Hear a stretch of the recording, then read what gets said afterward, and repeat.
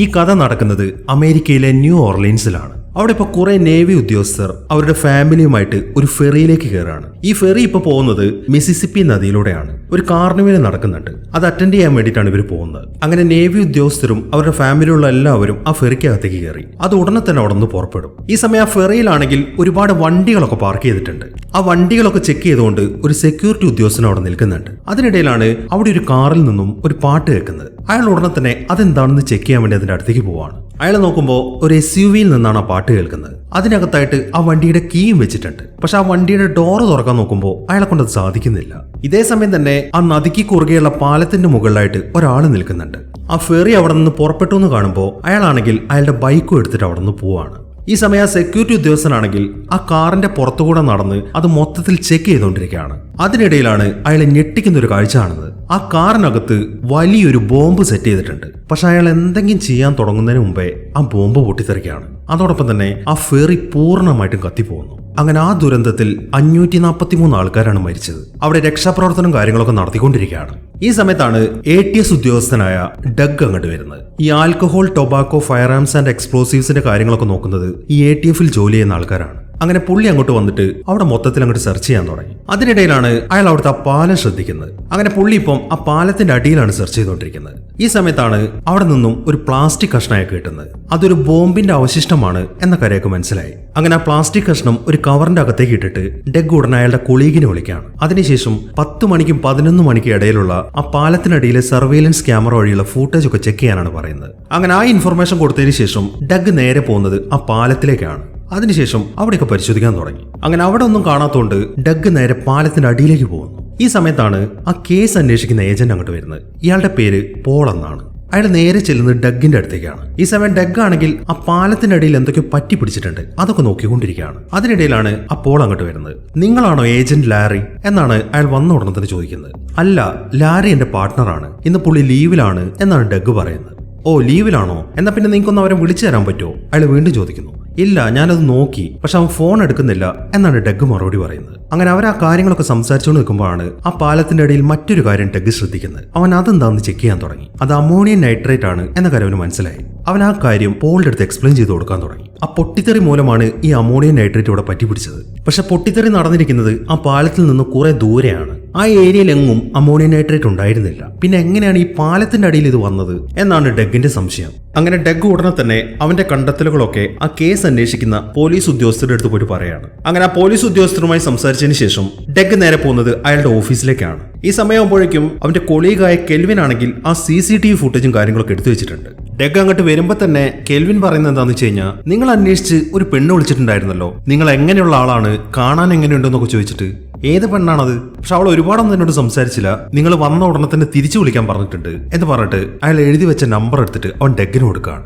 അങ്ങനെ ആ നമ്പർ മേടിച്ചതിന് ശേഷം അയാൾ ആദ്യം വിളിക്കുന്നത് അയാളുടെ പാർട്ട്ണറായ ലാറിയാണ്. പക്ഷെ ഈ സമയത്തും ലാറിയുമായിട്ടുള്ള ഒരു കണക്ഷൻ ഡഗിന് കിട്ടുന്നില്ല. അതിനിടയിലാണ് ഒരു ലേഡി അങ്ങോട്ട് വരുന്നത്. ആ നദിയിൽ നിന്നും പോലീസുകാർക്ക് ഒരു ബോഡി ഇട്ടിട്ടുണ്ട്. പക്ഷെ അത് ആരുടേതാണെന്ന് ഐഡന്റിഫൈ ചെയ്തിട്ടില്ല. നിങ്ങളോട് അങ്ങോട്ട് വന്നൊന്നും ചെക്ക് ചെയ്യാൻ പറഞ്ഞിട്ടുണ്ട് എന്നാണ് ആ ലേഡി പറയുന്നത്. ഓക്കെ, ആ കാര്യം ഞാൻ പിന്നീട് നോക്കിക്കോളാം എന്ന് പറഞ്ഞിട്ട് ഡഗ് ആ കെവിൻ കൊടുത്ത നമ്പറിലേക്ക് വിളിക്കാൻ തുടങ്ങി. പക്ഷെ ആ ലേഡിയും ഫോൺ എടുക്കുന്നില്ല. അതുകൊണ്ട് തന്നെ ഡഗ് പറയുന്ന കാര്യങ്ങളൊക്കെ അവളുടെ വോയിസ് മെയിലിലേക്കാണ് പോകുന്നത്. അതായത്, ഞാൻ ATF ഏജന്റായ ഡഗ് ആണ്, നിങ്ങൾ എന്നോട് തിരിച്ചു വിളിക്കാൻ പറഞ്ഞതിനെ തുടർന്നിട്ടാണ് ഞാൻ വിളിക്കുന്നത് എന്നൊക്കെയാണ് ഡഗ് പറയുന്നത്. ആ സംസാരത്തിനിടയിൽ അവൻ അവിടുത്തെ CCTV ഫുട്ടേജ് ശ്രദ്ധിക്കുന്നുണ്ട്. ഈ സമയത്താണ് അതിലൊരു കാഴ്ച അവൻ കാണുന്നത്. അത് ആ പാലത്തിന്റെ അവിടെ നിന്നും ഒരാൾ ബൈക്ക് എടുത്തോണ്ട് പോകുന്നതാണ്. അതിൽ നിന്നും അയാൾക്ക് എന്തൊക്കെയോ സംശയം തോന്നുന്നുണ്ട്. ഇതേ സമയം തന്നെ പോലീസുകാർ പത്രക്കാരെയൊക്കെ വിളിച്ചിട്ട് ഒരു മീറ്റിംഗ് നടത്തുകയാണ്. അവർ പറയുന്നത് എന്താണെന്ന് വെച്ച് കഴിഞ്ഞാൽ, ഇപ്പൊ നടന്നിരിക്കുന്നത് ഒരു ടെററിസ്റ്റ് അറ്റാക്ക് ആണ്. അതുകൊണ്ട് തന്നെ വളരെ പെട്ടെന്നൊന്നും ഈ ഇൻവെസ്റ്റിഗേഷൻ തീരത്തില്ല, കുറച്ച് സമയമെടുക്കും. അതുകൊണ്ട് എല്ലാവരും ഒന്ന് ക്ഷമിക്കണം എന്നൊക്കെയാണ് പോലീസുകാർ ഇങ്ങനെ പറയുന്നത്.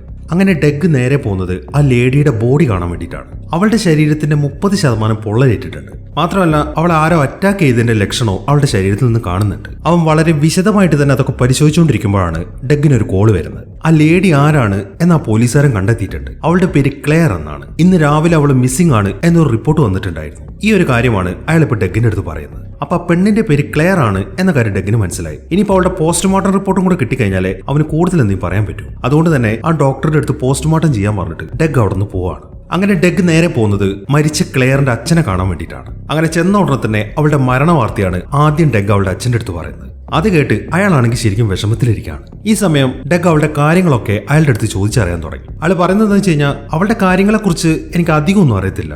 ഇന്ന് രാവിലെ ഫ്ലൈറ്റ് ഇറങ്ങും എന്ന് ഞാൻ അവളെ ഓൾറെഡി വിളിച്ചു പറഞ്ഞായിരുന്നു. അവൾ എന്നെ പിക്ക് ചെയ്യാൻ വരാമെന്നും പറഞ്ഞാണ്. പക്ഷെ എന്തുകൊണ്ടോ അവൾ വന്നില്ല. അതുകൊണ്ട് തന്നെ ടാക്സി വിളിച്ചിട്ടാണ് ഞാൻ ഇങ്ങോട്ട് പോകുന്നത്. പക്ഷെ അവളുടെ വീട്ടിൽ ചെന്നപ്പോൾ അവളും അവളുടെ കാറും ഉണ്ടായിരുന്നില്ല. അവൾ ഉപയോഗിച്ചിരുന്നത് അവളുടെ എക്സ് ബോയ് ഫ്രണ്ടായ അലന്റെ കാറാണ്. ഒരുപക്ഷെ അത് അവൾ ആർക്കെങ്കിലും വിറ്റിട്ടുണ്ടാവും എന്നാണ് ഞാൻ വിചാരിച്ചത്. പിന്നെ അവൾക്ക് പുതിയ ഒരാളുമായിട്ട് റിലേഷൻ സ്റ്റാർട്ട് ആയിട്ടുണ്ട് എന്ന കാര്യം അവളുടെ ഫ്രണ്ടായ ബെത്തിന്റെ അടുത്ത് പറഞ്ഞിട്ടുണ്ടായിരുന്നു എന്നിങ്ങനെയുള്ള ചില ഇൻഫർമേഷൻസ് ഒക്കെയാണ് അവളുടെ അച്ഛൻ ഡെഗിന്റെ അടുത്ത് പറയുന്നത്. അങ്ങനെ അയാളുമായിട്ടുള്ള സംസാരത്തിന് ശേഷം ക്ലെയറിന്റെ വീടിന്റെ കീ അയാളുടെ അടുത്ത് മേടിച്ചിട്ട് ഡെഗ് നേരെ ക്ലെയറിന്റെ വീട്ടിലേക്ക് പോവാണ്. അങ്ങനെ ക്ലെയറിന്റെ വീട്ടിലെത്തിയതിനു ശേഷം അവൻ അവിടെയൊക്കെ പരിശോധിക്കാൻ തുടങ്ങി. അവനങ്ങോട്ട് ചെല്ലുമ്പോൾ ക്ലെയറിന്റെ പൂച്ച അവിടെയുണ്ട്. ഡെഗ് ഉടനെ തന്നെ അതിന് വേണ്ട ഫുഡൊക്കെ കൊടുക്കുകയാണ്. ഈ സമയത്താണ് അവിടെ എഴുതി വെച്ചിരിക്കുന്ന ഒരു കാര്യം ശ്രദ്ധിക്കുന്നത്. നിനക്ക് അവളെ രക്ഷിക്കാൻ സാധിക്കും എന്നാണ് അതിൽ എഴുതിയിരിക്കുന്നത്. മാത്രമല്ല അവളുടെ വണ്ടി സെയിലിന് വെച്ചിരിക്കുന്ന ഒരു പത്രപരസ്യവും അവൻ അവിടെ നിന്ന് കാണുന്നുണ്ട്.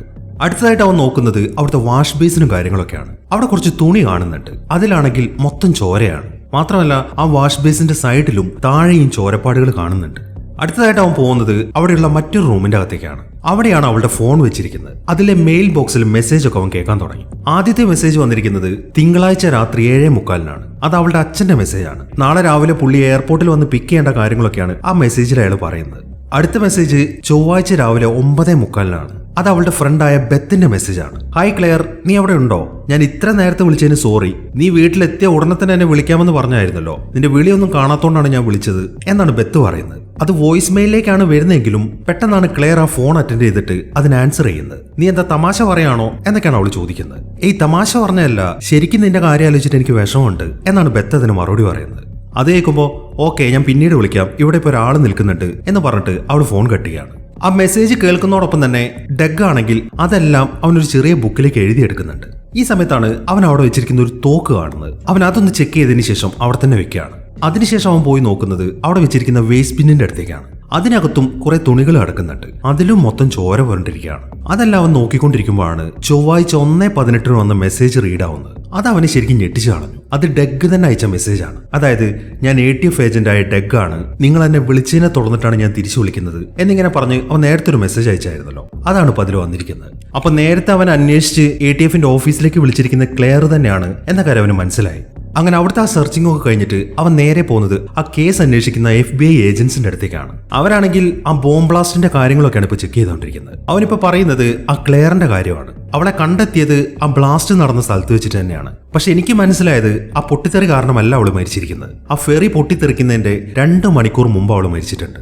ഞാൻ വിശ്വസിക്കുന്നത് ആരോ അവളെ തട്ടിക്കൊണ്ടുപോയതാണ്. എന്നിട്ട് അവളെ ജീവനോടെ കത്തിച്ചു കളഞ്ഞു. അതിനുശേഷം അവളെ പുഴയിൽ തള്ളി. ആ ഫെറി പൊട്ടിത്തെറിച്ചതിന്റെ കൂടെ മരിച്ചതാണെന്ന് വരുത്തി തീർക്കാനാണ് അവൾ ആ റിവറിലേക്ക് തള്ളിയത്. മാത്രമല്ല അവളുടെ ഒരു SUV മിസ്സിംഗ് ആണ്. ഒരുപക്ഷെ ആ SUVയിലായിരിക്കും ആ ടെററിസ്റ്റ് ആരാണെങ്കിലും അവൻ ആ ബോംബ് ഫെറിയിലേക്ക് കൊണ്ടുവന്നിരിക്കുന്നത്. ഇതൊക്കെ കൂടാതെ ഈ ക്ലെയർ ആണെങ്കിൽ ഇന്ന് രാവിലെ ATF ഓഫീസിലേക്ക് വിളിക്കുകയും ചെയ്തിട്ടുണ്ട് എന്നിങ്ങനെയുള്ള കാര്യങ്ങളൊക്കെ പറഞ്ഞു കൊടുത്തതിന് ശേഷം അവൻ അവിടെ നിന്ന് പോവാണ്.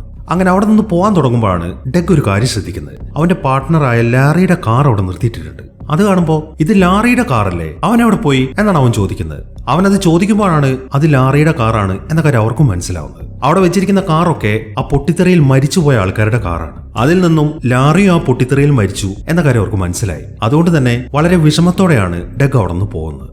അങ്ങനെ കുറച്ച് സമയത്തിന് ശേഷം FBI ഉദ്യോഗസ്ഥനായ പോൾ ഇപ്പൊ ഡെഗിനെ കാണാൻ വന്നിരിക്കുകയാണ്. അത് മറ്റൊന്നും കൊണ്ടല്ല, വളരെ ബുദ്ധിപരമായിട്ടാണല്ലോ അവൻ അവിടെ നടന്ന എക്സ്പ്ലോഷന്റെ കാര്യങ്ങളൊക്കെ അന്വേഷിച്ചത്. അതുകൊണ്ട് തന്നെ അവനെ കൂടെ കൂട്ടിക്കഴിഞ്ഞാൽ FBI ഉദ്യോഗസ്ഥന്മാർക്കും അത് ഗുണമേ ചെയ്യത്തുള്ളൂ. അതുകൊണ്ട് അവരുടെ ടീമിലേക്ക് ഇൻവൈറ്റ് ചെയ്യാനാണ് പോൾ ഇപ്പൊ അയാളുടെ അടുത്തേക്ക് ചെന്നിരിക്കുന്നത്. ഡെഗ് ആണെങ്കിൽ ഇത് സമ്മതിക്കുകയും ചെയ്യുന്നു. അങ്ങനെ പോൾ ഡെഗിനെയും കൊണ്ട് നേരെ പോകുന്നത് അവരുടെ ഒരു പ്രത്യേക തരത്തിലുള്ള കൺട്രോൾ റൂമിലേക്കാണ്. അങ്ങോട്ട് കയറുമ്പോൾ തന്നെ അവിടെ വലിയൊരു മെഷീനൊക്കെ ഡെഗ് ശ്രദ്ധിക്കുന്നുണ്ട്. പക്ഷെ അത് കണ്ടിട്ട് എന്താണ് എന്ന കാര്യം അവർ മനസ്സിലായിട്ടില്ല. അങ്ങനെ അവർ ആ കൺട്രോൾ റൂമിലെത്തി. ഈ സമയം കുറെ സ്റ്റാഫ് അവിടെ ഇരുന്ന് ജോലി ചെയ്യുന്നുണ്ട്. ആ ജോലി ചെയ്യുന്നവരുടെ കൂട്ടത്തിലെ മെയിൻ ആളാണ് ഡെന്നി. പിന്നെയുള്ളത് ഒരു ലേഡി, അവളുടെ പേര് ശാന്തി എന്നാണ്. പിന്നെയുള്ളത് ഗണ്ണേഴ്സ് എന്ന് പറയുന്ന ഒരാളാണ്. അവരിപ്പോ നോക്കിക്കൊണ്ടിരിക്കുന്നത് ആ ഫെറിയുടെ ഒരു വീഡിയോ ഫുട്ടേജ് ആണ്. പല ആംഗിളുകളിൽ നിന്ന് എടുത്തിട്ടുള്ള ആ ഫെറിയുടെ പല പല ഫുട്ടേജ് ആണ് അവിടെ ഇപ്പൊ കാണിച്ചുകൊണ്ടിരിക്കുന്നത്. ഡെഗ് ആണെങ്കിൽ വളരെ കൗതുകത്തോടെ അതൊക്കെ ചെക്ക് ചെയ്തുകൊണ്ടിരിക്കുകയാണ്. എന്താണ് നിങ്ങൾ ഈ പരിശോധിക്കുന്നത് എന്നാണ് ഡെഗ് ആദ്യം ചോദിക്കുന്നത്. അത് കേൾക്കുമ്പോൾ ഇത് ആ പൊട്ടിത്തെറി നടക്കുന്നതിന്റെ കുറച്ച് മുമ്പുള്ള വീഡിയോ ആണ്. ഇത് ചെക്ക് ചെയ്ത് കഴിഞ്ഞാൽ നമുക്ക് എന്തെങ്കിലും ക്ലൂ കിട്ടാൻ സാധ്യതയുണ്ട് എന്നാണ് ഡെന്നി ഡെഗിന്റെ അടുത്ത് പറയുന്നത്. ഈ സമയം ഡെഗ് ചോദിക്കുന്നത് ഈ വീഡിയോ എന്നാണ് എടുത്തതെന്നാണ്. 4.5 ദിവസങ്ങൾക്ക് മുമ്പാണ് ഇത് എടുത്തത് എന്നാണ് ഡെന്നി അതിന് മറുപടി പറയുന്നത്. അങ്ങനെ അവർ ആ ഫൂട്ടേജിന്റെ പല ആംഗിളിൽ നിന്നുള്ള ഷോട്ട് നോക്കുന്നുണ്ട്. അതൊക്കെ വളരെ വേഗത്തിലാണ് അവരിങ്ങനെ മാറ്റിക്കൊണ്ടിരിക്കുന്നത്. അത് കാണുമ്പോൾ നിങ്ങൾ പറഞ്ഞത് ഈ വീഡിയോ 4.5 ദിവസങ്ങൾക്ക് മുമ്പ് എടുത്താന്നല്ലേ, പിന്നെ എങ്ങനെയാണ് ഇത്ര സ്പീഡിൽ നിങ്ങൾ ആംഗിൾസ് ഒക്കെ മാറ്റുന്നത് എന്നാണ് ഡെഗ് ചോദിക്കുന്നത്. അതിന് മറുപടി പറയുന്നത് പോളാണ്. നിങ്ങൾ വിചാരിക്കുന്ന പോലെ ഇതൊരു ഷൂട്ട് ചെയ്ത വീഡിയോ അല്ല, ഇതൊരു ഡിജിറ്റൽ ക്രിയേഷനാണ്. അതായത് ഒരു പ്രത്യേക ടാർഗറ്റിലെ ഏത് ആംഗിളിൽ നിന്നുള്ള വ്യൂ നമുക്ക് കാണാൻ സാധിക്കും. ഇതിപ്പോ ഞങ്ങൾ എസ്റ്റാബ്ലിഷ് ചെയ്ത ഏറ്റവും പുതിയൊരു പ്രോഗ്രാമാണ്. സ്നോ വൈറ്റ് എന്നാണ് ഇതിന്റെ പേര്. ഈ ഒരു പ്രോഗ്രാമിന് വേണ്ടിയിട്ട് 7 സാറ്റലൈറ്റുകളാണ് ഭൂമി ഓർബിറ്റ് ചെയ്തുകൊണ്ടിരിക്കുന്നത് എന്നിങ്ങനെയുള്ള ഒരു വിശദീകരണമാണ് പോൾ ഇപ്പൊ ഡെഗിന് കൊടുക്കുന്നത്. ഓക്കെ, സമ്മതിച്ചു. പക്ഷെ എങ്ങനെയാണ് നിങ്ങൾക്ക് ഇതിന്റെ ഓഡിയോ കിട്ടുന്നത് എന്നാണ് ഡെഗിന്റെ അടുത്ത സംശയം. എന്നാൽ അതിനൊരു വ്യക്തമായ മറുപടി അവർ കൊടുക്കുന്നില്ല. അവരൊന്നും പറയാത്ത കാണുമ്പോൾ ഡെഗ് വീണ്ടും സംസാരിക്കാൻ തുടങ്ങി. നിങ്ങൾ പറഞ്ഞത് ഇത് 4.5 ദിവസങ്ങൾക്ക് മുമ്പുള്ള വീഡിയോ ആണെന്നല്ലേ, എന്തുകൊണ്ട് ആ പൊട്ടിത്തെറി നടന്ന ദിവസത്തെ വീഡിയോ നിങ്ങൾക്ക് നോക്കിക്കൂടാ? അതല്ലേ കൂടുതൽ എളുപ്പം എന്നാണ് ഡെഗ് ചോദിക്കുന്നത്. അത് പറ്റത്തില്ല, ഇതെല്ലാം ഒന്ന് റെൻഡർ ആയിട്ട് വരണം എന്നുണ്ടെങ്കിൽ 4.5 ദിവസങ്ങൾ എടുക്കും. മാത്രമല്ല ഇതിന് വേറെ ഒരു പ്രശ്നമുണ്ട്. ഒരു സ്ഥലത്ത് ഒറ്റ പ്രാവശ്യം മാത്രമേ നമുക്ക് നോക്കാൻ സാധിക്കത്തുള്ളൂ. ഇത് റിവൈൻഡ് അടിക്കാനോ ഫാസ്റ്റ് ഫോർവേഡ് അടിക്കാനോ നമുക്ക് സാധിക്കത്തില്ല. ഒരുപാട് ദിവസം പുറകിലേക്ക് പോയി നോക്കാനും പറ്റത്തില്ല. ആകെ നോക്കാൻ പറ്റുന്നത് 4.5 ദിവസങ്ങൾക്ക് മുമ്പുള്ള കാര്യങ്ങൾ മാത്രമാണ് എന്നൊക്കെയാണ് അവർ പറയുന്നത്. ഓക്കെ, ഇപ്പൊ ഏകദേശം കാര്യങ്ങളൊക്കെ എനിക്ക് മനസ്സിലായി. അപ്പൊ നമുക്ക് ആ പൊട്ടിത്തെറി നടന്ന ദിവസത്തെ കാര്യങ്ങൾ നോക്കണം എന്നുണ്ടെങ്കിൽ ഇനിയും 3 ദിവസം കഴിഞ്ഞു പോകണല്ലേ? അതെ, അങ്ങനെയേ പറ്റത്തുള്ളൂ. ഇനിയിപ്പോ ജോലി നിങ്ങളുടേതാണ്. നിങ്ങളാവുമ്പോൾ സസ്പെക്ടുകൾ വല്ലതും ഉണ്ടെങ്കിൽ ഈസി ആയിട്ട് കണ്ടെത്താമല്ലോ. അതുകൊണ്ട് പെട്ടെന്ന് കാര്യങ്ങളൊക്കെ നോക്ക്. 3 ദിവസം കഴിഞ്ഞിട്ട് വീണ്ടും ഇത് ചെക്ക് ചെയ്യാന്ന് പറഞ്ഞു കഴിഞ്ഞാൽ അത് നടക്കത്തില്ല. ആ ബോംബ് വെച്ചാൽ ആരാണെങ്കിലും അവന് രക്ഷപ്പെടാൻ അത് ഒരുപാട് സമയം കിട്ടും. അതുകൊണ്ട് കാര്യങ്ങളൊക്കെ ചെയ്യുന്നുണ്ടെങ്കിൽ ഇപ്പൊ തന്നെ ചെയ്യണം എന്നാണ് ഡെന്നി പറയുന്നത്. അതെല്ലാം കേട്ടതിന് ശേഷം ഡെഗ് പറയുന്നത് എന്താണെന്ന് വെച്ച് കഴിഞ്ഞാൽ, അങ്ങനെയാണെങ്കിൽ നമ്മൾ ആ ഫെറി അല്ല ചെക്ക് ചെയ്യേണ്ടത്, ആദ്യം ചെക്ക് ചെയ്യേണ്ടത് ആ ക്ലെയറിന്റെ വീടാണ് എന്നാണ് ഡെഗ് പറയുന്നത്. അങ്ങനെ അവർ ഉടനെ തന്നെ ക്ലെയറിന്റെ വീട്ടിലെ കാര്യങ്ങളൊക്കെ ചെക്ക് ചെയ്യാൻ തുടങ്ങി. അങ്ങനെ കുറച്ച് സമയത്തിനുള്ളിൽ തന്നെ അവർക്ക് ആ വീട് കിട്ടി. ഇപ്പൊ അതിനകത്തുള്ള കാര്യങ്ങളാണ് അവരിപ്പോ നോക്കിക്കൊണ്ടിരിക്കുന്നത്. 4.5 ദിവസങ്ങൾക്ക് മുമ്പുള്ള കാര്യമാണല്ലോ, അതുകൊണ്ട് തന്നെ അവളിപ്പോ വീട്ടിലുണ്ട്. ഈ സമയത്താണ് ഡെഗ് അവളെ ജീവനോടെ കാണുന്നത്. ഒറ്റ നോട്ടത്തിൽ തന്നെ ഡെഗിന് അവളോട് ഒരു ഇഷ്ടമൊക്കെ തോന്നുന്നുണ്ട്. പക്ഷെ മരിച്ചുപോയല്ലോ, പറഞ്ഞിട്ട് കാര്യമില്ല. ഈ സമയം അവളുടെ എക്സ് ബോയ് ഫ്രണ്ട് ആയ അലനാണ് അവിടുത്തെ ഫോണിലേക്ക് വിളിക്കുന്നത്. അവൻ പറയുന്നത് എന്താണെന്ന് വെച്ച് കഴിഞ്ഞാൽ, നീ എങ്ങനെയെങ്കിലും എന്റെ SUV ഒന്ന് വിറ്റ് തരണം, എനിക്ക് അത്യാവശ്യമായിട്ട് കുറച്ച് പൈസ ആവശ്യമുണ്ടെന്നാണ്.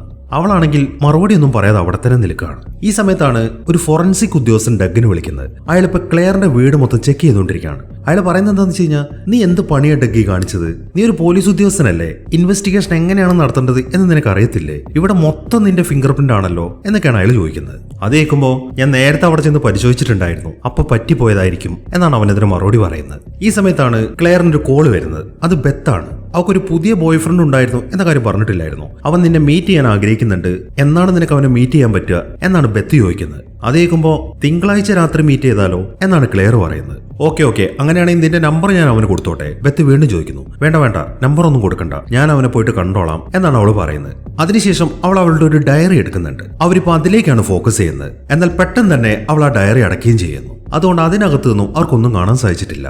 ഈ പ്രോഗ്രാമിന് ഒരു റിവേഴ്സ് ഗിയർ ഇല്ലാത്തതുകൊണ്ട് ഇനി അത് അവർക്ക് റീചെക്ക് ചെയ്യാനും സാധിക്കത്തില്ല.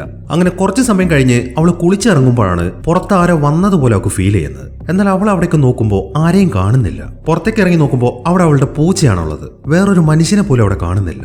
അവളാണെങ്കിൽ ആകെ പേടിച്ചാണ് നിൽക്കുന്നത്. ഈ സമയം ഡെഗ് അവരുടെ അടുത്ത് ചോദിക്കുന്നത്, ഇനി നമ്മളെങ്ങനെ അവളെ നോക്കുന്നത് അവളെ കാണുന്നുണ്ടോന്നാണ്. ഏയ്, അതെങ്ങനെയാണ്? ഇതൊരു 1 വേ പ്രോഗ്രാമാണ്, നമുക്ക് അങ്ങോട്ട് മാത്രമേ കാണാൻ പറ്റത്തുള്ളൂ എന്നാണ് പോൾ അതിന് മറുപടി പറയുന്നത്. പക്ഷെ എന്തോ ഡെക്കിന് അതിലങ്ങോട്ട് വിശ്വാസമാവുന്നില്ല. അവൻ ആ ഏരിയ മൊത്തം ചെക്ക് ചെയ്യാൻ പറയാണ്. അങ്ങനെ അവർ ഉടനെ തന്നെ ആ ബിൽഡിങ്ങിന്റെ ചുറ്റുമായിട്ടും ചെക്ക് ചെയ്യാൻ തുടങ്ങി. എന്നാൽ അവിടെയൊന്നും സസ്പീഷ്യസ് ആയിട്ടുള്ള ആരെയും കാണുന്നില്ല. ആരായിരിക്കും ഇപ്പോൾ അവളെ നോക്കുന്നത് എന്നാണ് പോൾ ഡെഗിന്റെ അടുത്ത് ചോദിക്കുന്നത്. അത് കേൾക്കുമ്പോൾ, അത് നമ്മളാണ് എന്നാണ് ഡെഗ് അതിന് മറുപടി പറയുന്നത്. ഈ സമയം ഡെഗ് അവളുടെ ഡയറിയാണ് എടുത്ത് നോക്കുന്നത്. അതിൽ അവൾ ഒരു കാര്യം എഴുതിയിട്ടുണ്ട്. ആരോ എന്നെ നിരീക്ഷിക്കുന്നത് പോലെയാണ് എനിക്ക് ഫീൽ ചെയ്യുന്നത് എന്നാണ് അതിൽ എഴുതി വെച്ചിരിക്കുന്നത്. ഈ സമയം അവളാണെങ്കിൽ ഒരു തോക്ക് എടുത്തിട്ട് അവളുടെ തലേണയുടെ അടിയിൽ വെച്ചിട്ടാണ് കിടന്നുറങ്ങുന്നത്. ഇതേ തോക്ക് തന്നെയാണ് നേരത്തെ ഡെഗ് അവളുടെ വീട്ടിലേക്ക് ചെന്നപ്പോൾ അവിടെ നിന്ന് അവൻ കണ്ടിട്ടുണ്ടായിരുന്നത്. അങ്ങനെ ഡെഗ് നേരെ പോകുന്നത് ഈ ക്ലെയറിന്റെ ഫ്യൂണറൽ നടക്കുന്ന സ്ഥലത്തേക്കാണ്. അവളുടെ ആ എക്സ് ബോയ് ഫ്രണ്ട് അങ്ങോട്ട് വന്നിട്ടുണ്ടോ എന്ന് ചെക്ക് ചെയ്യാൻ കൂടെയാണ് അവനിപ്പോ അങ്ങോട്ട് ചെന്നിരിക്കുന്നത്. എന്നാൽ അവൻ അങ്ങോട്ട് വന്നിട്ടുണ്ടായിരുന്നില്ല. അങ്ങനെ കുറച്ച് സമയം അവിടെ നിന്നതിന് ശേഷം ഡെഗ് ആണെങ്കിൽ തിരിച്ച് ആ കൺട്രോൾ റൂമിലേക്ക് തന്നെ പോവാണ്. ഇപ്പൊ അവര് നോക്കുമ്പോൾ ക്ലെയർ ആണെങ്കിൽ ഒരു റെസ്റ്റോറന്റിലാണ് ഇരിക്കുന്നത്. അതിനിടയിലാണ് അവൾക്കൊരു കോൾ വരുന്നത്. അവളുടെ കാറ് വിൽക്കാൻ വേണ്ടിയിട്ട് ഒരു പരസ്യം കൊടുത്തിട്ടുണ്ടായിരുന്നല്ലോ, ആ പരസ്യം കണ്ട് വിളിച്ചതാണ് അയാള്. അത് ആ ബോംബ് വെച്ചവനാണ് എന്ന കാര്യം ഡെഗിന് മനസ്സിലായി. അങ്ങനെ അവന്റെ നിർദ്ദേശപ്രകാരം ഇപ്പൊ അവളെ വിളിക്കുന്നവന്റെ നമ്പർ അവർ ട്രാക്ക് ചെയ്യാൻ തുടങ്ങി. ഈ സമയം അവനാണെങ്കിൽ അവളോട് ഇങ്ങനെ സംസാരിച്ചുകൊണ്ട് തന്നെ ഇരിക്കുകയാണ്. നിങ്ങളുടെ കാറും എനിക്ക് ഇഷ്ടമായി, അതിന്റെ മൈലേജും ഒക്കെയാണ്, അതെനിക്ക് വാങ്ങാനും താല്പര്യമുണ്ട്, ഞാൻ എവിടേക്കാണ് വരേണ്ടത് എന്നാണ് അവൻ ചോദിക്കുന്നത്. അതേക്കുന്ന അവളാണെങ്കിൽ ഒരു അഡ്രസ്സ് പറഞ്ഞു കൊടുക്കുകയാണ്. അതേക്കുമ്പോൾ ഓക്കെ ഞാൻ നാളെ രാത്രി അങ്ങോട്ട് വരാം എന്നാണ് അയാൾ പറയുന്നത്. അത് പറ്റത്തില്ല, നാളെ എനിക്കൊരു അർജന്റ് മീറ്റിംഗ് ഉണ്ട്, ചൊവ്വാഴ്ച നിങ്ങൾക്ക് വരാൻ പറ്റുമോ എന്നാണ് അവൾ ചോദിക്കുന്നത്. അത് പറ്റത്തില്ല, അത് ഒരുപാട് ലേറ്റ് ആവും, എനിക്ക് ചൊവ്വാഴ്ച രാവിലെ തന്നെ വണ്ടി വേണ്ടതാണ്, നിങ്ങൾക്ക് വേറെ ആരെങ്കിലും ആ വണ്ടി ഏൽപ്പിച്ചൂടെ എന്നാണ് അവൻ ചോദിക്കുന്നത്. ഈ സമയം ബാക്കിയുള്ളവരാണെങ്കിൽ അവന്റെ നമ്പർ ട്രാക്ക് ചെയ്തിട്ട് ആ അഡ്രസ്സ് കണ്ടുപിടിക്കാൻ ശ്രമിക്കുകയാണ്. പക്ഷെ അതൊരു ബൂത്തിൽ നിന്നാണ് വിളിച്ചിരിക്കുന്നത്. ആ ബൂത്ത് ആണെങ്കിൽ 3 മൈൽ ദൂരെയാണ്, അത് അവരുടെ സർവൈലൻസിന്റെ അപ്പുറത്താണ്. ഇവിടെ നിന്നുകൊണ്ട് ആ ബൂത്തിലെ കാഴ്ചകളൊന്നും അവർക്ക് കാണാൻ സാധിക്കത്തില്ല. ശാന്തിയാണ് ആ കാര്യം പറയുന്നത്. അതേക്കുമ്പോ അങ്ങനെയാണെങ്കിൽ നിങ്ങൾക്ക് ആ ഗോഗിൾ റിഗ് ഉപയോഗിച്ചൂടെ എന്നാണ് പോൾ ചോദിക്കുന്നത്. ഈ ഗോഗിൾ റിഗ് എന്ന് പറയുന്നത് തലയിൽ വെക്കുന്ന ഒരു ഡിവൈസ് ആണ്. അത് അവരുടെ സർവൈലൻസിന്റെ റേഞ്ച് കൂട്ടാനാണ് ഉപയോഗിക്കുന്നത്. പക്ഷെ അതുമായിട്ട് ഒരാൾ പുറത്തേക്ക് പോകണം. അങ്ങനെ ക്ലെയർ ആ ഫോൺ കട്ട് ചെയ്ത് കഴിയുമ്പോൾ അവരിനി ചെക്ക് ചെയ്യാൻ പോകുന്നത് ആ ഫോൺ വിളിച്ച ആളെയാണ്. പക്ഷെ അവരുടെ സർവൈലൻസ് വെച്ചിട്ട് അത് ചെയ്യാൻ പറ്റാത്തതുകൊണ്ട് ആ ഫോൺ ബൂത്തിന്റെ അടുത്തുള്ള CCTV ക്യാമറയാണ് അവർ പരിശോധിക്കുന്നത്. പക്ഷെ അവർ നോക്കുമ്പോൾ അവനാണെങ്കിൽ പുറം തിരിഞ്ഞാണ് സംസാരിക്കുന്നത്. അതുകൊണ്ട് തന്നെ അവന്റെ മുഖം അവർക്ക് കാണാൻ സാധിക്കുന്നില്ല.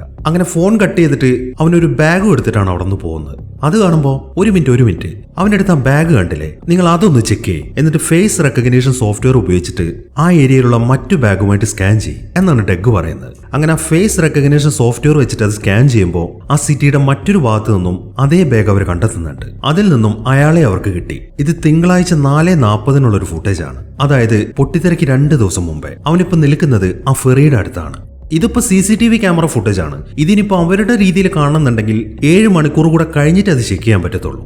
അങ്ങനെ കുറച്ച് സമയങ്ങൾ കഴിഞ്ഞു. അവരിപ്പോഴും ക്ലെയറിനെ തന്നെയാണ് വാച്ച് ചെയ്തുകൊണ്ടിരിക്കുന്നത്. അവൾ അവളുടെ ഫ്രണ്ടിന്റെ കുഞ്ഞിനോട് സംസാരിച്ചുകൊണ്ടിരിക്കുകയാണ്. അതിനിടയിൽ ഡെഗ് എന്ത് ചെയ്യുന്ന വെച്ച് കഴിഞ്ഞാൽ നൈസായിട്ട് ഒരു ലേസർ എടുത്തിട്ട് അവൾക്ക് നേരെ അടിക്കുകയാണ്. അത് അടിച്ചു കഴിഞ്ഞപ്പോൾ ആ കാഴ്ച അവനെ ശരിക്കും ഞെട്ടിച്ചു കളഞ്ഞു. അവൻ ലേസർ അടിച്ചത് അവൾക്ക് കാണാൻ സാധിച്ചിട്ടുണ്ട്. അതോടൊപ്പം തന്നെ അവിടുത്തെ സ്ക്രീൻ മൊത്തത്തിൽ അങ്ങോട്ട് ഓഫായി പോവാണ്. അങ്ങനെ അവർ പെട്ടെന്ന് തന്നെ അത് റീബൂട്ട് ചെയ്യാൻ തുടങ്ങി. ഈ സമയം ഡെഗ് ആണെങ്കിൽ വളരെ ദേഷ്യത്തിലാണ് അവരോട് സംസാരിക്കുന്നത്. നിങ്ങളല്ലേ പറഞ്ഞത് നമ്മൾ അവളെ നോക്കുന്ന അവള് കാണുന്നില്ല എന്ന്?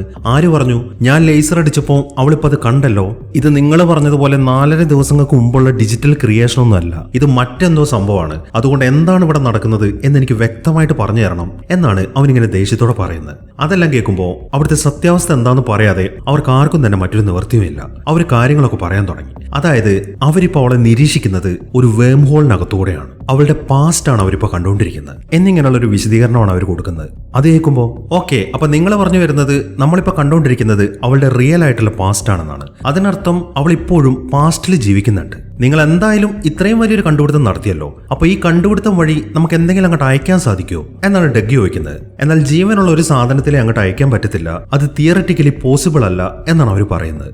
എന്നാൽ ജീവനുള്ള ഒന്നിനെ അയക്കേണ്ട, എന്തെങ്കിലും ഒരു നോട്ട് അയച്ചൂടെ? നിങ്ങൾ ഈ ബോംബ് വയ്ക്കുന്ന കാര്യങ്ങളെ കുറിച്ചൊക്കെ എഴുതിയിട്ട് എന്റെ ഓഫീസിലേക്ക് ഒരു വാർണിംഗ് നോട്ട് അയക്കേ. അങ്ങനെയാണെങ്കിൽ തീർച്ചയായിട്ടും ഞാൻ ആ മെസ്സേജ് കാണുകയും ചെയ്യും, എനിക്ക് ആ ബോംബ് ബ്ലാസ്റ്റ് തടയാനും പറ്റും. ഇത്രയും കാലത്തെ എന്റെ സർവീസിൽ ഞാൻ ആരെയൊക്കെ പിടിച്ചിട്ടുണ്ടോ അവരെല്ലാവരും കുറ്റം ചെയ്ത് കഴിഞ്ഞതിന് ശേഷമാണ് ഞാൻ പിടിച്ചത്. എനിക്ക് ഒരു തവണയെങ്കിലും കുറ്റം ചെയ്യുന്നത് തടഞ്ഞിട്ട് അവരെ പിടിക്കണം. ഇത് നല്ലൊരു അവസരമാണ്. അതുകൊണ്ട് ഞാൻ പറയുന്ന പോലെ നിങ്ങൾ പാസ്റ്റിലേക്ക് ആ നോട്ട് അയക്കാൻ പറ്റുമോ നോക്ക് എന്നാണ് ഡെഗ് ഇങ്ങനെ പറഞ്ഞുകൊണ്ടിരിക്കുന്നത്. ഈ സമയത്താണ് അങ്ങനെ പാസ്റ്റിലേക്ക് ഒരു നോട്ട് അയച്ചിട്ട് ഭാവിയിൽ എന്തെങ്കിലും മാറ്റം വരുത്തിയാലുണ്ടാവുന്ന ഭവിഷ്യത്തിനെ കുറിച്ചിട്ട് ശാന്തി ഒരു എക്സ്പ്ലനേഷൻ കൊടുക്കുന്നത്. നമ്മുടെ സമയസഞ്ചാരം എന്ന് പറയുന്നത് ലീനിയർ ആണ്. അതായത് പാസ്റ്റിൽ നിന്ന് ഫ്യൂച്ചറിലേക്ക്. ആ ഒഴുക്കിൽ എന്തെങ്കിലും നമ്മൾ മാറ്റം വരുത്തുകയാണെങ്കിൽ അത് ഫ്യൂച്ചറിലേക്കുള്ള പുതിയൊരു ബ്രാഞ്ച് ഉണ്ടാക്കും, അത് മറ്റൊരു വഴിയിലൂടെ. അങ്ങനെ പുതിയൊരു ബ്രാഞ്ച് ഉണ്ടാവുകയാണെങ്കിൽ പഴയ ബ്രാഞ്ച് ചിലപ്പോൾ പുതിയ ബ്രാഞ്ചിന് പാരലലായിട്ട് മുന്നോട്ട് തന്നെ പോകും, അല്ലെങ്കിൽ ആ ബ്രാഞ്ച് ഇല്ലാതാവും. അങ്ങനെ ആ ബ്രാഞ്ച് ഇല്ലാതാവുകയാണെന്നുണ്ടെങ്കിൽ പിന്നെ നമ്മളുടെ ഈ വേർഷൻസ് ഒന്നും ഉണ്ടാവത്തില്ല. അതായത് നമ്മൾ പരസ്പരം കണ്ടിട്ടില്ല, ഇങ്ങനെ ഒരു ഡിസ്കഷൻ ഇവിടെ നടന്നിട്ടില്ല, ഇതൊക്കെയാണ് സംഭവിക്കാൻ പോകുന്നത്.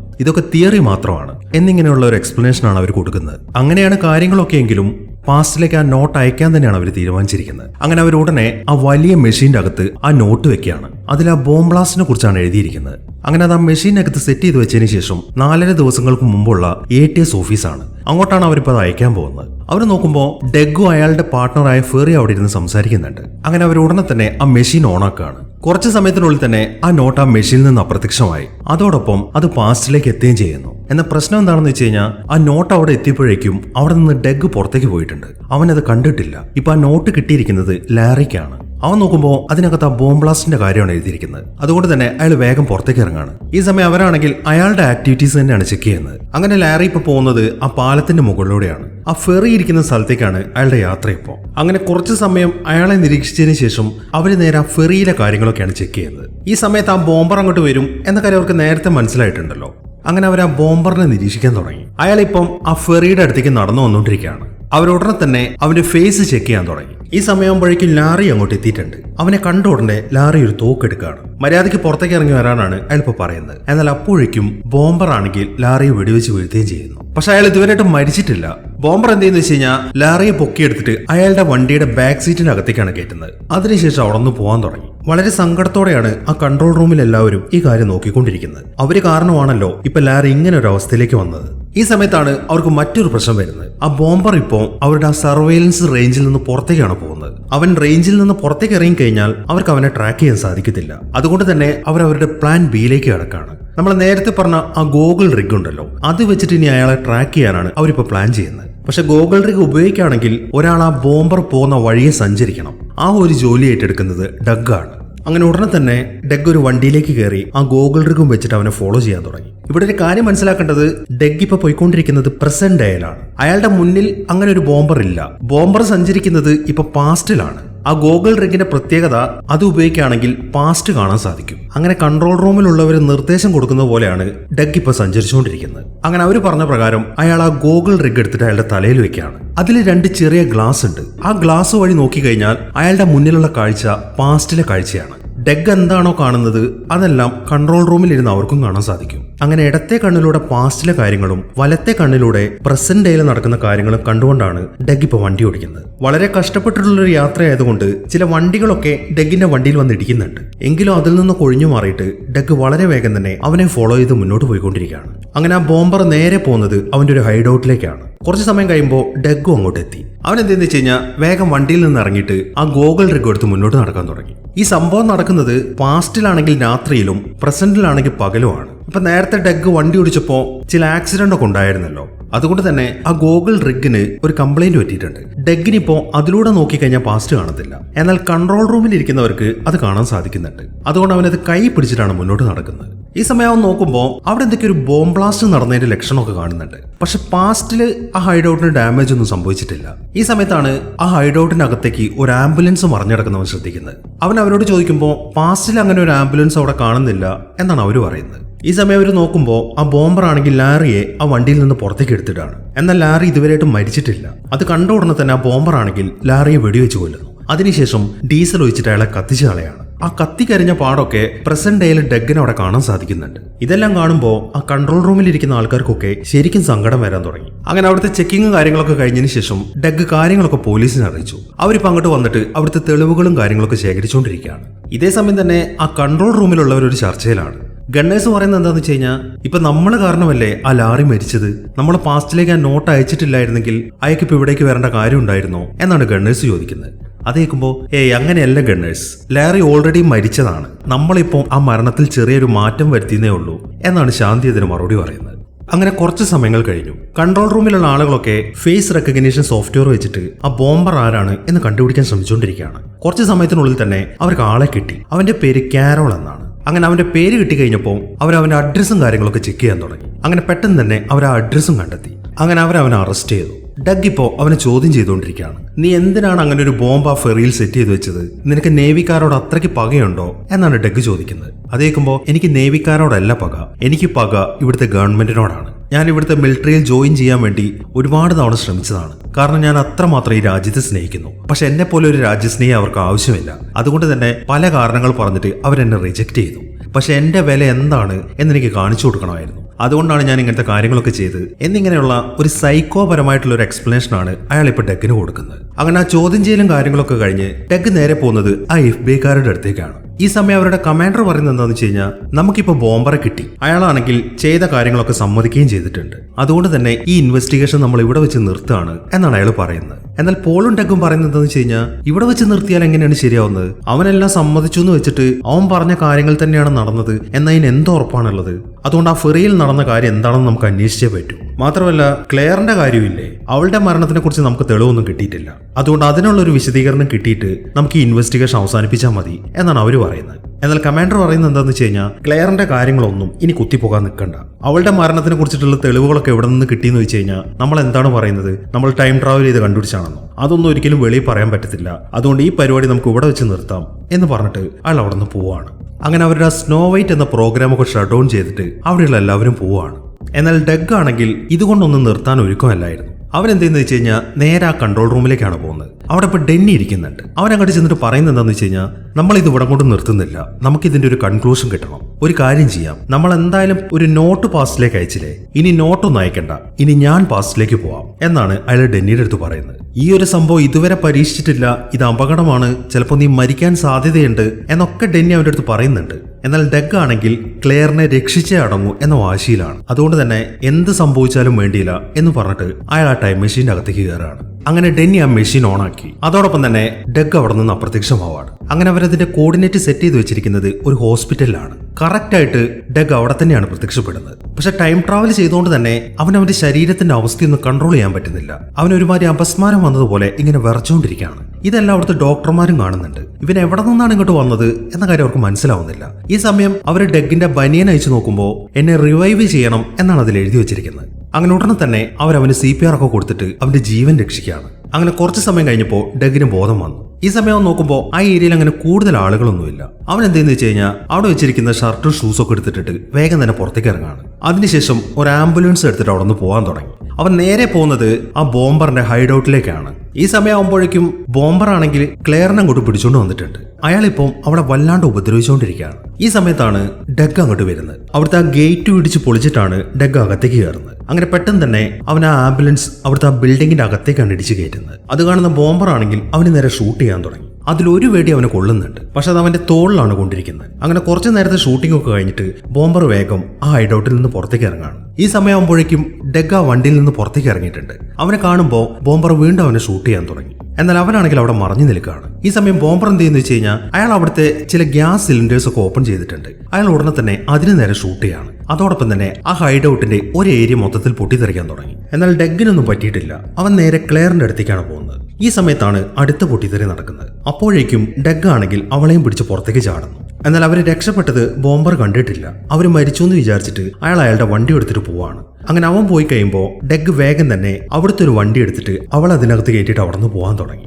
ഈ സമയം അവൾ എന്താണ് സംഭവിക്കുന്നത് എന്ന കാര്യങ്ങളൊക്കെ അവൻ്റെ അടുത്ത് ചോദിക്കാൻ തുടങ്ങി. പക്ഷെ ഈ ഒരു സമയത്ത് അവൻ ടൈം ട്രാവൽ ചെയ്ത് വന്ന കാര്യമൊന്നും പറയുന്നില്ല. അവൻ പറയുന്നത് എന്താണെന്ന് വെച്ച് കഴിഞ്ഞാൽ, നിന്നെ ഇപ്പം ഇങ്ങോട്ട് പിടിച്ചുകൊണ്ട് വന്നവൻ ഒരു ടെററിസ്റ്റ് ആണ്. നിന്റെ വണ്ടി ഉപയോഗിച്ചിട്ട് ഒരു ഫെറിയിൽ ബോംബ് വെക്കാനാണ് അയാൾ പ്ലാൻ ചെയ്യുന്നത്. ഇന്ന് രാവിലെ 10:50 അയാൾ അത് പ്ലാൻ ചെയ്തിരിക്കുന്നത്. ഇപ്പൊ സമയം 9:10 ഇനിയും നമുക്ക് സമയമുണ്ട്. അതിനു മുമ്പേ എന്റെ ഈ മുറിവൊക്കെ ഒന്ന് ക്ലീൻ ചെയ്യണം. അതിന് നമുക്ക് നിന്റെ വീട്ടിലേക്ക് പോവാം എന്ന് പറഞ്ഞിട്ട് ഡഗ് അവളെയും കൊണ്ട് അവളുടെ വീട്ടിലേക്കാണ് പോകുന്നത്. അങ്ങനെ വീട്ടിലെത്തിയതിനു ശേഷം അവന്റെ മുറിവൊക്കെ ക്ലീൻ ചെയ്യാനുള്ള സാധനങ്ങളാണ് അവൻ അവിടെ നിന്ന് എടുക്കുന്നത്. അതിനുശേഷം എനിക്ക് നിന്റെ ബോയ് ഫ്രണ്ടിന് ഒരു ജാക്കറ്റ് വേണം, അതൊന്ന് എടുത്തു തരാമോ എന്നാണ് അവൻ ചോദിക്കുന്നത്. ഞാൻ ഉടനെ തന്നെ അത് എടുത്തു തരാം എന്ന് പറഞ്ഞ അവൾ അകത്തേക്ക് പോവുകയും ചെയ്യുന്നു. ഈ സമയം ഡഗ് നേരെ പോകുന്നത് ആ ഫ്രിഡ്ജിന്റെ അടുത്തേക്കാണ്. അവിടെയാണല്ലോ ആ ആൽഫബറ്റ്സ് ഒക്കെ ഒട്ടിച്ചു വെച്ചിരിക്കുന്നത്. അവൻ എന്തെന്ന് വെച്ച് കഴിഞ്ഞാൽ ആ ആൽഫബറ്റ്സ് വെച്ചിട്ട് ഒരു കാര്യം എഴുതാണ്. നിനക്ക് അവളെ രക്ഷിക്കാൻ കഴിയും എന്നാണ് അവൻ അതിൽ എഴുതി വെക്കുന്നത്. നമ്മൾ ഈ സിനിമയുടെ തുടക്കത്തിൽ ഇവൻ ഈ വീട്ടിലേക്ക് വന്ന് സെർച്ച് ചെയ്യുമ്പോൾ ആ എഴുതി വെച്ചിരിക്കുന്നത് കണ്ടതാണ്. അത് ഇവൻ തന്നെയാണ് എഴുതിയത്. അങ്ങനെ അവൻ വേഗം തന്നെ അവന്റെ മുറിവൊക്കെ ക്ലീൻ ചെയ്യാൻ തുടങ്ങി. ആ ചോര മൊത്തം ഒപ്പിയതിനു ശേഷം ആ തുണിയൊക്കെ ആ വാഷ് ബേസിൽ വെക്കുന്നത് ഇവൻ തന്നെയാണ്. ഈ സമയത്താണ് അവൾ ഒരു തോക്കുമായിട്ട് അങ്ങോട്ട് വരുന്നത്. അവൾ പറയുന്നത് എന്താണെന്ന് വെച്ച് കഴിഞ്ഞാൽ, നേരത്തെ എന്നെ പിടിച്ചോണ്ട് പോയവൻ മുഖംമൂടി വെച്ചിട്ടാണ് എന്നെ കൊണ്ടുപോയത്. അവന്റെ മുഖം എന്താണെന്ന് ഞാൻ കണ്ടിട്ടില്ല. എനിക്ക് തോന്നുന്നത് അയാൾ നീ തന്നെയാണെന്നാണ്. നീ എന്റെ അടുത്ത് നാടകം കളിക്കുകയാണ്. ഈ വീടും പരിസരവും ശരിക്കും അറിയുന്ന ആളെ പോലെയാണ് നീ ഇവിടെ പെരുമാറുന്നത്. അതുകൊണ്ട് സത്യം പറ, നീ തന്നെയല്ല ടെററിസ്റ്റ് എന്നൊക്കെയാണ് അവള് ചോദിക്കുന്നത്. എന്നാൽ അവൻ പറയുന്നത്, ഞാൻ ടെററിസ്റ്റ് അല്ല, ഞാൻ ATF ഉദ്യോഗസ്ഥനാണ്. നിനക്ക് സംശയം ഉണ്ടെങ്കിൽ എന്റെ ഓഫീസിലേക്ക് വിളിച്ചു ചോദിക്കാം എന്നാണ് അവൻ പറയുന്നത്. അതിനെ തുടർന്ന് അവളാണെങ്കിൽ വേഗം തന്നെ അവന്റെ ഓഫീസിലേക്ക് വിളിക്കുകയാണ്. അതിനുശേഷം ഡഗിനെ കുറിച്ച് ചോദിക്കാൻ തുടങ്ങി. അവൻ കാണാൻ എങ്ങനെയാണ്, അവന്റെ കളർ എന്താണ് എന്നൊക്കെയാണ് അവൾ ഓഫീസിലേക്ക് വിളിച്ചു ചോദിക്കുന്നത്. കെവിനാണ് അതിനുള്ള മറുപടിയൊക്കെ പറയുന്നത്. അയാൾ ആ പറയുന്നൊക്കെ കേൾക്കുമ്പോൾ ഈ ഡഗ് ATF ഉദ്യോഗസ്ഥൻ തന്നെയാണ് എന്ന കാര്യം അവൾക്ക് മനസ്സിലായി. അതുകൊണ്ട് തന്നെ അയാൾ വരികയാണെങ്കിൽ എന്നെ ഒന്ന് തിരിച്ചു വിളിക്കാൻ പറയണം എന്ന് പറഞ്ഞിട്ട് നമ്പർ കൊടുത്തിട്ട് അവൾ ഫോൺ കട്ട് ചെയ്യുകയാണ്. അങ്ങനെ ഫോൺ കട്ട് ചെയ്തതിനു ശേഷം അവൾ ചോദിക്കുന്നത് എന്താണെന്ന് വെച്ച് കഴിഞ്ഞാൽ, നിങ്ങൾ യഥാർത്ഥത്തിൽ എന്താണ് സംഭവിക്കുന്നത് എന്നൊന്ന് എൻ്റെ അടുത്ത് പറഞ്ഞു തരാൻ പറ്റുമോ? എനിക്കൊന്നും മനസ്സിലാവുന്നില്ല എന്നൊക്കെയാണ് അവൾ പറയുന്നത്. അത് കേൾക്കുമ്പോൾ, നോക്ക് ക്ലെയർ, ഈ ലോകത്തിലെ ഏറ്റവും ഇമ്പോർട്ടൻ്റ് ആയിട്ടുള്ള ഒരു കാര്യം നിനക്കറിയാം. പക്ഷെ നീ അതൊരാളോട് പറയുകയാണെങ്കിൽ അയാൾ അത് വിശ്വസിക്കാൻ പോകുന്നില്ല എന്നും നിനക്കറിയാം. അങ്ങനെ വരുമ്പോൾ നീ എന്ത് ചെയ്യും എന്നാണ് ഡഗ് ചോദിക്കുന്നത്. അത് കേൾക്കുമ്പോൾ, ഞാനത് പറയാനെങ്കിലും ശ്രമിക്കും. കാരണം ആൾക്കാർ എന്തിലാണ് വിശ്വസിക്കുന്നത് എന്ന കാര്യം നമുക്ക് പ്രെഡിക്റ്റ് ചെയ്യാൻ പറ്റത്തില്ല എന്ന് പറഞ്ഞിട്ട് അവൾ കരയാൻ തുടങ്ങി. ഈ സമയം അവൻ വേഗം ചെന്നിട്ട് അവളെ സമാധാനിപ്പിക്കുകയാണ്. അതിനുശേഷം അവളുടെ കയ്യിൽ നിന്ന് ആ തോക്ക് മേടിച്ചിട്ട് അവിടുത്തെ ആ ഷെൽഫിലേക്ക് വെക്കുന്നു. ഈ തോക്കാണ് അവൻ തുടക്കത്തിൽ അവിടെ സെർച്ച് ചെയ്യാൻ വന്നപ്പോൾ അവൻ അവിടെ നിന്ന് കാണുന്നത്. അങ്ങനെ ഉടനെ തന്നെ അവൾ അവന്റെ മുറിവൊക്കെ ഡ്രസ് ചെയ്യാൻ തുടങ്ങി. ഈ സമയത്താണ് അവൻ കാര്യങ്ങളൊക്കെ അവളുടെ അടുത്ത് പറയുന്നത്. അതായത്, നമ്മുടെ ഗവൺമെന്റിന്റെ കയ്യിൽ ഒരു സ്പെഷ്യൽ ഡിവൈസ് ഉണ്ട്. അത് വെച്ച് സമയത്തിന് മുന്നേ നടന്ന കാര്യങ്ങളൊക്കെ നമുക്ക് മനസ്സിലാക്കാൻ സാധിക്കും എന്നാണ് അവൻ പറയുന്നത്. അതിൽ കൂടുതലൊരു വിശദീകരണമൊന്നും അവൻ അവൾക്ക് കൊടുക്കുന്നില്ല. അങ്ങനെ അവന്റെ മുറിവൊക്കെ ഡ്രസ്സ് ചെയ്തിട്ട് അവളാണ് ആ തുണിയും കാര്യങ്ങളൊക്കെ അവിടുത്തെ വേസ്റ്റ് ബിന്നിലേക്ക് ഇടുന്നത്. ഈ സമയം അവൻ അതിലേക്കൊന്ന് നോക്കുന്നുണ്ട്. കാരണം അവൻ മുന്നേ അവിടെ സെർച്ച് ചെയ്യാൻ വന്നപ്പോൾ അത് കണ്ടതാണ്. അങ്ങനെ അവരവിടെ നിന്ന് പുറത്തേക്ക് ഇറങ്ങാൻ തുടങ്ങുമ്പോഴാണ് അവിടെ ഒരു കോള് വരുന്നത്. ക്ലെയർ അത് എടുക്കാൻ പോകുമ്പോൾ നിനക്ക് എടുക്കല്ലേ, ആരാണ് വിളിക്കുന്നതെന്ന് എനിക്കറിയാം, അത് നിന്റെ ഫ്രണ്ടായ ബെത്താണ്, അവൾ ഇപ്പൊ നിനക്ക് വോയിസ് മെയിൽ അയക്കും എന്നാണ് അവൻ പറയുന്നത്. അങ്ങനെ ബെത്ത് ആ വോയിസ് മെയിലിലേക്ക് മെസ്സേജ് അയക്കാൻ തുടങ്ങി. ഞാൻ ഇത്ര നേരത്തെ വിളിച്ചതിന് നീ എന്നോട് ക്ഷമിക്കണം, നീ ഇന്നലെ എന്നെ വിളിക്കാന്ന് പറഞ്ഞിട്ട് വിളിച്ചിട്ടില്ലായിരുന്നല്ലോ, അതുകൊണ്ടാണ് ഞാൻ വിളിച്ചത് എന്നിങ്ങനെയുള്ള കാര്യങ്ങളൊക്കെയാണ് അവൾ അവിടെ നിന്ന് പറയുന്നത്. ബെത്ത് അതിങ്ങനെ പറഞ്ഞുകൊണ്ടിരിക്കുമ്പോൾ തന്നെ ടെഗ് ആണെങ്കിൽ അവൾ പറയുന്ന അതേ ഡയലോഗ് അവളുടെ മുന്നിൽ നിന്ന് ഇങ്ങനെ പറഞ്ഞുകൊണ്ടിരിക്കുകയാണ്. ഈ സമയത്താണ് ക്ലെയർ പെട്ടെന്ന് ഫോൺ എടുക്കുന്നതും അതിന് മറുപടി പറയുന്നു. എന്താണ് ബെത്ത്, നീ തമാശ കളിക്കാണോ എന്നാണ് അവൾ ചോദിക്കുന്നത്. അത് കേൾക്കുമ്പോൾ ഞാൻ തമാശ പറഞ്ഞതല്ല, ഞാൻ ശരിക്കും നിന്നെ കുറിച്ച് ഓർത്ത് ടെൻഷൻ അടിച്ചിരിക്കുകയായിരുന്നു, അതുകൊണ്ടാണ് വിളിച്ചത് എന്നൊക്കെയാണ് ക്ലെയർ പറയുന്നത്. അതെല്ലാം കേൾക്കുമ്പോൾ ഓക്കെ, ഞാൻ നിന്നെ പിന്നീട് വിളിക്കാം, ഇവിടെ ഇപ്പോൾ ഒരാൾ നിൽക്കുന്നുണ്ട് എന്ന് പറഞ്ഞിട്ട് അവൾ ഫോൺ കട്ട് ചെയ്യാണ്. ഇതൊക്കെ നമ്മൾ തുടക്കത്തിലെ കണ്ടിട്ടുള്ളതാണ്. അപ്പൊ അവൻ ആ കാര്യങ്ങളൊക്കെ പറഞ്ഞതിൽ നിന്നും ഡെഗ് പറഞ്ഞൊക്കെ സത്യമാണ് എന്ന കാര്യമൊക്കെ മനസ്സിലായി. അങ്ങനെ ഡെഗ് ഉടനെ തന്നെ അവളെയും കൊണ്ട് നേരെ ആ ഫെറിയുടെ അടുത്തേക്കാണ് പോകുന്നത്. ഡെഗ് അവന്റെ കയ്യിൽ ആ ടൈം പീസിൽ നോക്കുമ്പോൾ ഇപ്പൊ സമയം 10:10 ആയിട്ടുണ്ട്. 10:50 ആ ഫെറി പൊട്ടിത്തെറിക്കാൻ പോകുന്നത്. അങ്ങനെ അവർ ആ ഫെറിയുടെ അടുത്തേക്ക് എത്തി. ഈ സമയമാകുമ്പോഴേക്കും ആ നേവിക്കാരൊക്കെ ആ ഫെറിയുടെ അകത്തേക്ക് കയറിക്കൊണ്ടിരിക്കുകയാണ്. അങ്ങനെ അവരവിടെ എത്തി നോക്കുമ്പോൾ ക്ലെയറിന്റെ വണ്ടി ആ ഫെറിയുടെ അകത്തേക്ക് പാർക്ക് ചെയ്തിട്ടുണ്ട്.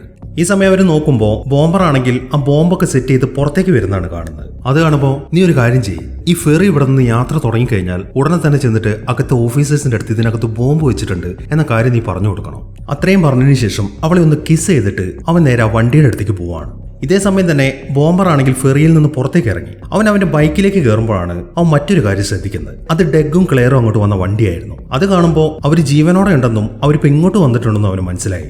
അതുകൊണ്ട് തന്നെ അവൻ തിരിച്ച് ആ ഫെറിയിലേക്ക് തന്നെ പോവാണ്. ആ ബോംബർ വീണ്ടും അങ്ങോട്ട് വരുന്ന കാണുമ്പോൾ ക്ലെയറും അവന്റെ പുറകെ പോവാണ്. അങ്ങനെ അവൾ ആ വണ്ടി പാർക്ക് ചെയ്ത സ്ഥലത്തേക്ക് എത്തി. ഈ സമയത്താണ് ബോംബർ അവിടെ കാണുന്നത്. അവൻ ഉടനെ തന്നെ വന്നിട്ട് അവളെ പിടിക്കുകയാണ്. ഈ സമയമാകുമ്പോഴേക്കും ഫെറി അതിന്റെ യാത്ര ആരംഭിച്ചു. അതിനിടയിൽ ഡെഗ് ആണെങ്കിൽ ആ വണ്ടി പാർക്ക് ചെയ്ത സ്ഥലത്തേക്ക് നടക്കുകയാണ്. അവൻ നോക്കുമ്പോൾ ഇനി ബോംബ് പൊട്ടാൻ വേണ്ടി 5 മിനിറ്റേ ബാക്കിയുള്ളൂ. അതിനിടയിലാണ് ഒരു സെക്യൂരിറ്റി ഓഫീസർ ആ ബോംബറിന്റെ അടുത്തേക്ക് വരുന്നത്. ഇവിടേക്ക് പാസഞ്ചേഴ്സ് അലൗഡ് അല്ല, നിങ്ങൾ ഉടനെ തന്നെ ഇവിടെ നിന്ന് പോകണം എന്നാണ് അയാൾ പറയുന്നത്. അത് കേട്ട ഉടനെ തന്നെ ബോംബർ ആണെങ്കിൽ ആ സെക്യൂരിറ്റി ഓഫീസറെ വെടിവെച്ച് വീഴ്ത്താണ്. അങ്ങോട്ട് ആരും വന്നിട്ട് ആ ബോംബ് ബ്ലാസ്റ്റിംഗ് തടയാതിരിക്കാനാണ് അവനിപ്പോ ശ്രമിക്കുന്നത്. ഈ ഒരു അവസരത്തിൽ ഡെഗ് ആണെങ്കിൽ ആ വണ്ടി പാർക്ക് ചെയ്ത സ്ഥലത്തേക്ക് എത്തി. ആ വെടിശബ്ദം കേൾക്കുന്നോണ്ട് കുറെ മിലിറ്ററി ഉദ്യോഗസ്ഥന്മാരൊക്കെ അങ്ങോട്ട് വരുന്നുണ്ട്. ആ ബോംബർ ആണെങ്കിൽ അവർക്ക് നേർക്കൊക്കെ ഷൂട്ട് ചെയ്തുകൊണ്ടിരിക്കുകയാണ്. ഈ സമയം ഡെഗ് നോക്കുമ്പോൾ ക്ലെയറിനെ ആ വണ്ടിക്കകത്ത് ലോക്ക് ചെയ്തിരിക്കുന്നതാണ് അവൻ കാണുന്നത്. വണ്ടിയിൽ കീ ഇരിക്കുന്നുണ്ട്, നീ വേഗം അത് സ്റ്റാർട്ട് ചെയ്യാനാണ് അവനിപ്പോ അവളുടെ അടുത്ത് പറയുന്നത്.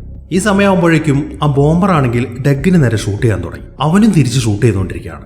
അതിൽ പാസഞ്ചേഴ്സ് ആണെങ്കിൽ ആ വെടിശബ്ദമൊക്കെ കേട്ടിട്ട് ശരിക്കും പേടിച്ചിട്ടുണ്ട്. എന്താണ് ചെയ്യേണ്ടത് എന്നവർക്കൊരു എത്തും പിടിയും കിട്ടുന്നില്ല. ഈ സമയം ഡെഗ് ആണെങ്കിൽ ആ ബോംബറിന്റെ അടുത്ത് സംസാരിക്കുകയാണ്. അവന്റെ ലക്ഷ്യങ്ങളൊക്കെ അവൻ മുന്നേ ഡെഗിന്റെ അടുത്ത് പറഞ്ഞിട്ടുണ്ടല്ലോ. അയാളെ പറഞ്ഞ് കൺവിൻസ് ചെയ്ത് അയാൾ ആ മിഷനിൽ നിന്ന് പിന്തിരിപ്പിക്കാനാണ് ഡെഗ് ഇപ്പൊ ശ്രമിച്ചുകൊണ്ടിരിക്കുന്നത്. എന്നാൽ അവൻ അതിന് വഴങ്ങുന്നില്ല.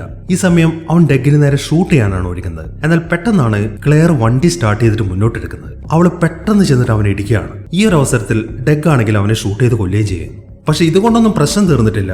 ആ ബോംബ് ഇപ്പോഴും ഓണാണ്. ഉറപ്പായിട്ടും അത് 10:50 പൊട്ടിത്തെറിക്കും. അതുകൊണ്ട് തന്നെ ഡെഗ് വേഗം അതിന് ഗ്ലാസ് പൊളിച്ചിട്ട് ആ വണ്ടിക്കകത്തേക്ക് കയറാണ്. ഈ സമയമാകുമ്പോഴേക്കും പോലീസുകാരൊക്കെ ആ വണ്ടിക്ക് ചുറ്റും കൂടിയിട്ടുണ്ട്. അവർക്ക് എന്താണ് സംഭവിക്കാൻ പോകുന്നത് എന്ന കാര്യമൊന്നും അറിയത്തില്ലല്ലോ. ഇനിയിപ്പോൾ അവരെ പറഞ്ഞ് മനസ്സിലാക്കാൻ സമയമില്ല. അതുകൊണ്ട് തന്നെ ഡെഗ് ആ വണ്ടി മുന്നോട്ടെടുക്കാൻ തുടങ്ങി. അങ്ങനെ പെട്ടെന്ന് അവൻ ആ വണ്ടിയുമായിട്ട് ആ ഫെറിയിൽ നിന്ന് വെള്ളത്തിലേക്ക് ജമ്പ് ചെയ്യാണ്. അങ്ങനെ ആ വണ്ടി പതുക്കെ പതുക്കെ വെള്ളത്തിലേക്ക് താഴാൻ തുടങ്ങി. ഡെഗും ക്ലെയറും ആണെങ്കിൽ അതിനകത്ത് നിന്ന് രക്ഷപ്പെടാൻ ശ്രമിച്ചുകൊണ്ടിരിക്കുകയാണ്. അങ്ങനെ കുറച്ച് സമയത്തെ ശ്രമത്തിന് ശേഷം ക്ലെയർ ആ വണ്ടിയിൽ നിന്ന് പുറത്തേക്ക് ഇറങ്ങി. എന്നാൽ ഡെഗിന് പുറത്തേക്ക് ഇറങ്ങാൻ സാധിക്കുന്നില്ല. അവൻ അതിനകത്ത് ലോക്ക് ആയിരിക്കുകയാണ്. ഈ സമയമാകുമ്പോഴേക്കും ആ ഫെറി ആണെങ്കിൽ ആ വണ്ടി കിടക്കുന്ന സ്ഥലത്ത് നിന്നും കുറെ മുന്നിലേക്ക് മൂവ് ആയിട്ടുണ്ട്. എത്രയൊക്കെ ശ്രമിച്ചിട്ടും ഡെഗിന് ആ വണ്ടിയിൽ നിന്ന് പുറത്തേക്ക് ഇറങ്ങാൻ സാധിക്കുന്നില്ല. അങ്ങനെ പെട്ടെന്ന് തന്നെ ആ ബോംബ് പൊട്ടിത്തെറിക്കുകയാണ്. അത് ആ പാലത്തിന്റെ അടിയിൽ നിന്നാണ് പൊട്ടിത്തെറിക്കുന്നത്. അതുകൊണ്ടാണ് ആ പാലത്തിന്റെ അടിയിൽ മാത്രം അതിന്റെ അവശിഷ്ടങ്ങളൊക്കെ പറ്റിപ്പിടിച്ചത്. ക്ലെയർ ആ വെള്ളത്തിന്റെ മുകളിലേക്ക് വന്ന് നോക്കുമ്പോൾ ആ കാറ് പൂർണ്ണമായിട്ടും കത്തിയെരിഞ്ഞ് കിടക്കുന്നതാണ് കാണുന്നത്. വളരെ സങ്കടത്തോടെ കരയാൻ മാത്രമേ അവർക്ക് സാധിക്കുന്നുള്ളൂ. അങ്ങനെ തന്റെ ജീവൻ കൊടുത്ത് ഡെഗ് ആ ഫെറി പൊട്ടിത്തെറിക്കുന്നത് തടഞ്ഞിരിക്കുകയാണ്. 500-ൽ പരം ആൾക്കാരാണ് ആ ബ്ലാസ്റ്റിൽ നിന്ന് രക്ഷപ്പെട്ടിരിക്കുന്നത്. ഈ സമയം ക്ലെയർ ആണെങ്കിൽ വളരെ സങ്കടത്തോടെ അവിടെ ഇരിക്കുകയാണ്. അതിനിടയിലാണ് ഒരു പോലീസുകാരൻ അവളുടെ അടുത്തേക്ക് വരുന്നത്. അയാൾ പറയുന്നത് എന്താണെന്ന് വെച്ച് കഴിഞ്ഞാൽ, നോക്ക് മാം, ഞങ്ങൾക്ക് നിങ്ങളോട് കുറച്ച് ചോദ്യങ്ങളൊക്കെ ചോദിക്കാനുണ്ട്. അതുകൊണ്ട് നിങ്ങൾ ഇവിടെ തന്നെ ഇരിക്കണം. ഞങ്ങളുടെ ഒരു ഉദ്യോഗസ്ഥൻ ഇപ്പൊ നിങ്ങളുടെ അടുത്തേക്ക് വരുന്നതായിരിക്കും എന്നാണ് ആ പോലീസുകാരൻ പറയുന്നത്. അങ്ങനെ കുറച്ച് സമയം കഴിയുമ്പോൾ ആ ഉദ്യോഗസ്ഥൻ അങ്ങോട്ട് എത്തി. അത് ഡെഗ് തന്നെയായിരുന്നു, അവന്റെ മറ്റൊരു വെർഷൻ. അത് കണ്ട് അവൾ ശരിക്കും അത്ഭുതപ്പെട്ടിരിക്കുകയാണ്. അങ്ങനെ ഡെഗ് അവളുടെ അടുത്തെത്തുമ്പോൾ അവനെ കണ്ട സന്തോഷത്തിൽ അവൾ അവന്റെ പേര് വിളിക്കാൻ തുടങ്ങി. പക്ഷെ ഡെഗിനെ സംബന്ധിച്ചിട്ട് ഡെഗിന്റെ ഈ വേർഷന് ക്ലെയറിന് അറിയത്തില്ല. അതുകൊണ്ട് തന്നെ, ഓ, നിനക്കെന്നെ നേരത്തെ അറിയാമോ എന്നാണ് അവൻ ചോദിക്കുന്നത്. അറിയാമെന്നാണ് അവൾ അതിന് മറുപടി പറയുന്നത്. പക്ഷെ അതിൽ കൂടുതൽ അവൾക്കൊന്നും പറയാൻ സാധിക്കുന്നില്ല. അവൾ വല്ലാതെ ടെൻഷൻ അടിച്ചിട്ടാണ് ഇരിക്കുന്നത് എന്ന കാര്യം ഡഗിന് മനസ്സിലായി. അതുകൊണ്ട് തന്നെ നമുക്കൊന്ന് വാമപ്പ് ആയിട്ട് വരാമെന്നും പറഞ്ഞിട്ട് അവൻ അവളെയും വിളിച്ചുകൊണ്ട് അവന്റെ വണ്ടിയിലേക്കാണ് പോകുന്നത്. ഈ സമയത്താണ് അവൾ അവന്റെ അടുത്തൊരു കാര്യം ചോദിക്കുന്നത്. നോക്ക് ഡഗ്, ഈ ലോകത്തിലെ വളരെ ഇമ്പോർട്ടന്റ് ആയിട്ടുള്ള ഒരു കാര്യം നിനക്കൊരാളോട് പറയണമെന്നുണ്ടെന്ന് നീ വിചാരിക്കുക. പക്ഷെ നിനക്കറിയാം നീ അത് പറഞ്ഞു കഴിഞ്ഞാൽ അയാൾ അത് വിശ്വസിക്കാൻ പോകുന്നില്ല. അപ്പൊ പിന്നെ നീ എന്ത് ചെയ്യും എന്നാണ് അവൾ ചോദിക്കുന്നത്. ഞാനത് പറയാനെങ്കിലും ട്രൈ ചെയ്യും എന്നാണ് അവൻ അതിന് മറുപടി പറയുന്നത്. അത് കേൾക്കുന്ന ക്ലെയർ ആണെങ്കിൽ ചെറുതായിട്ടൊന്ന് ചിരിക്കുകയാണ്. ഈ സമയം അവൻ അവളെയും കൊണ്ട് അവിടെ നിന്ന് പോവുകയും ചെയ്യുന്നു. ഈ ഒരു സീനും കാണിച്ചിട്ടാണ് ഈ സിനിമ അവസാനിക്കുന്നത്. അപ്പോൾ എങ്ങനെയുണ്ടായിരുന്നു? എന്താണെങ്കിലും ഈ വീഡിയോനെ കുറിച്ചിട്ടുള്ള നിങ്ങളുടെ അഭിപ്രായങ്ങൾ എഴുതി അറിയിക്കാൻ മറക്കരുത്. അപ്പോൾ കിടിലനൊരു സിനിമയുമായിട്ട് നമുക്ക് അടുത്ത വീഡിയോയിൽ കാണാം.